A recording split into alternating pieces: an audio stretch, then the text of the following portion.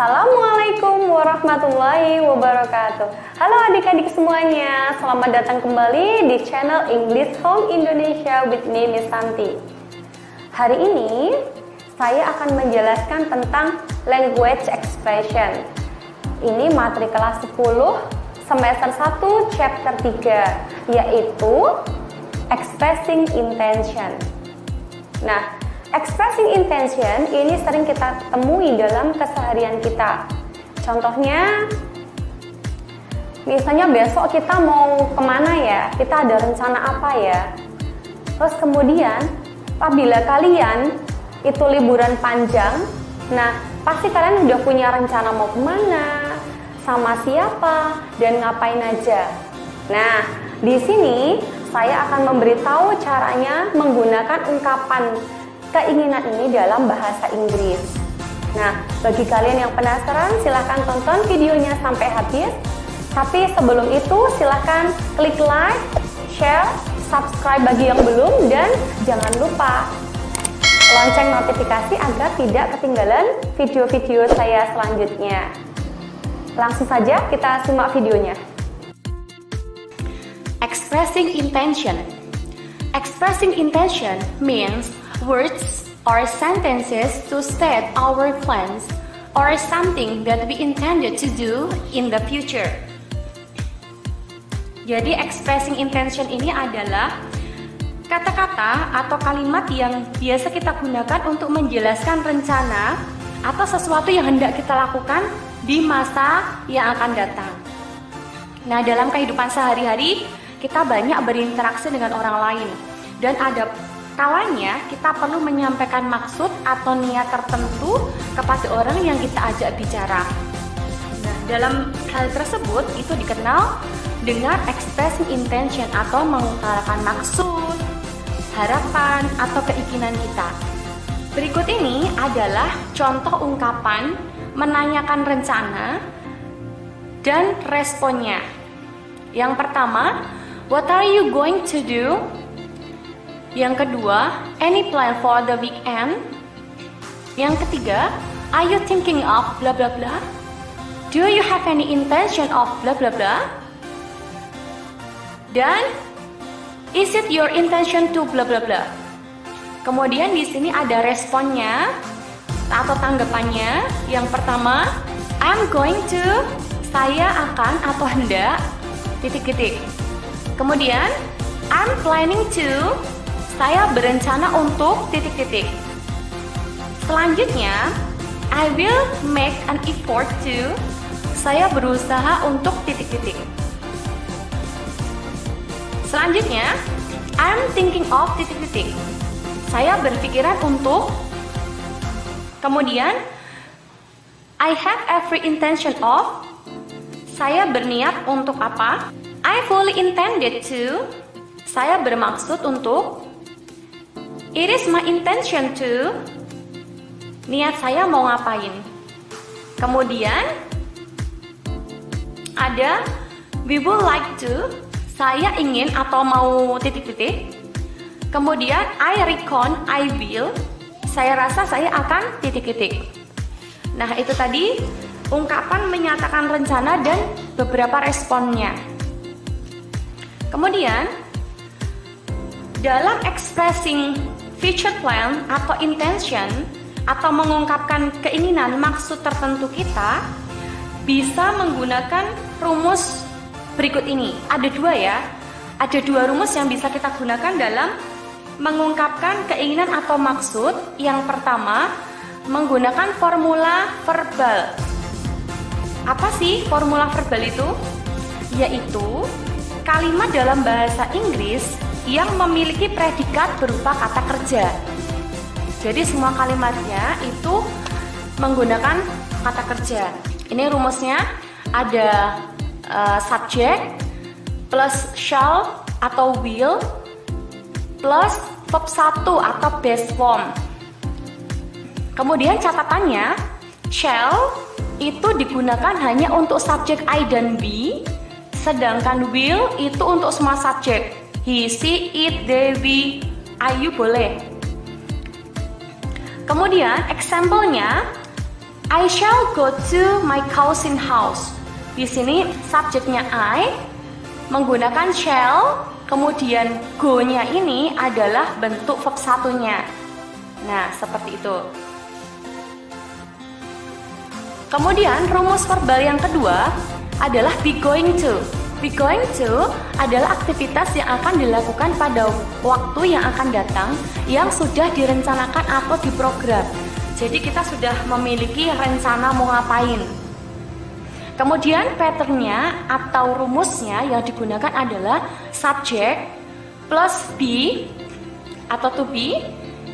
To be present ada 3, yaitu is, dan are. Plus going to plus verb 1 atau base form. Nah, di sini note-nya atau catatannya adalah untuk to be is itu untuk subjek he, she, dan it. Sedangkan am itu digunakan untuk subjek I saja. Kemudian are itu digunakan untuk subjek you, they, dan we. Di sini example-nya, I'm going to get married soon. Di sini I, subjek I itu disambung dengan to be am karena rumusnya I itu harus diikuti dengan am-nya ini. Kemudian yang kedua, Sheila is going to buy a new perfume next week.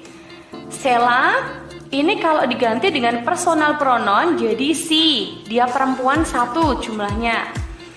She. Kemudian to be-nya adalah is. Jadi Sheila is going to, kemudian buy ini verb 1. Ini buy a new perfume next week. Selanjutnya ada formula nominal. Nah, kalimat nominal adalah kalimat yang predikatnya selain kata kerja. Jadi bisa berupa kata benda, kata sifat, kata bilangan, kata ganti, ataupun kata keterangan. Rumus yang pertama dalam formula nominal adalah menggunakan shall atau will. Patternnya subject plus shall atau will plus be plus non-verb. Example-nya, they will be in Kuta Beach. Jadi mereka they will be in Kuta Beach. Be-nya tetap, kemudian in non-verb-nya ini. Kemudian contoh yang kedua ada I will be in my new house. Aku akan berada di rumahku yang baru. Rumus yang kedua dari formula nominal adalah would like.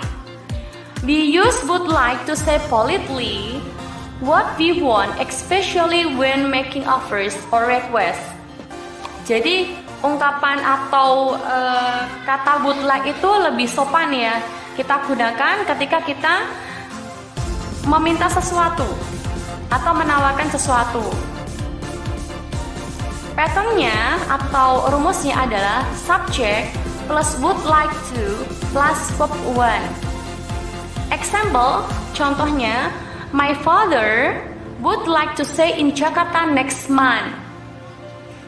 My father sebagai subjek, kemudian would like to, ini ada dalam rumusnya, kemudian stay itu verb 1. Kemudian contoh yang kedua, I'd like to get a ticket for tomorrow afternoon. I'd ini sebenarnya dari I would like to. Jadi ada I subjeknya, would like to ini dari rumusnya, kemudian get ini verb 1-nya. Rumus yang ketiga dalam formula nominal adalah would rather. Would rather is used to show a choice from different option. Jadi would rather itu digunakan ketika kita menunjukkan suatu pilihan dari beberapa option. Kita memilih sesuatu dari beberapa option. Patternnya subject plus would rather plus verb 1. Example, we would rather to stay at home. Kami lebih suka tinggal di rumah. Be sebagai subjeknya, kemudian would rather di sini sesuai rumusnya. Kemudian stay itu verb satunya, dan ini at home-nya hanya tambahan saja. Kemudian example yang kedua, I would rather buy a new bicycle. I sebagai subjeknya, kemudian would rather sesuai dengan rumus lebih suka, buy verb 1 membeli, a new bicycle objeknya. Nah, berikut adalah contoh kalimat yang berada dalam dialog Aldi dan Tito. Aldi, what are you doing, Tito? I'm listening to pop music. Have you heard that Mia's hospitalized? Yes, I have. Don't you want to visit her? Of course, I intended to visit her tomorrow morning. Okay, I will accompany you. See you tomorrow at 8 o'clock. See you too. Di sini, Aldi menanyakan, Tito sedang apa? Dan Tito sedang mendengarkan musik pop. Kemudian Aldi bertanya, apakah kamu mendengar bahwa Mia dirawat di rumah sakit? Oh iya, tentu saja. Tidakkah kamu ingin menjenguk dia? Tentu saja. I intended to visit her tomorrow morning. Nah, kalimat yang saya tandai dengan biru ini adalah ungkapan intention. I intended to visit her. Saya berencana untuk menjenguknya tomorrow morning, besok pagi.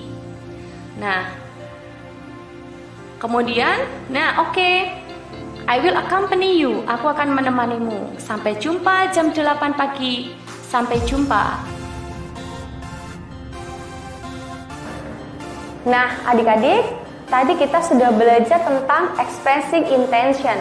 Intinya, expressing intention adalah ungkapan, keinginan, atau harapan, atau apa yang akan kita lakukan di masa yang akan datang. Ada dua formula yang kita gunakan. Yang pertama formula verbal, itu kalimat yang menggunakan kata kerja di dalamnya. Dan yang kedua, formula nominal. Jadi di mana kita membuat kalimat tanpa ada kata kerja di dalamnya. Semoga materi kali ini bermanfaat untuk kalian. Dan sekian penjelasan dari saya. Nantikan video-video saya selanjutnya.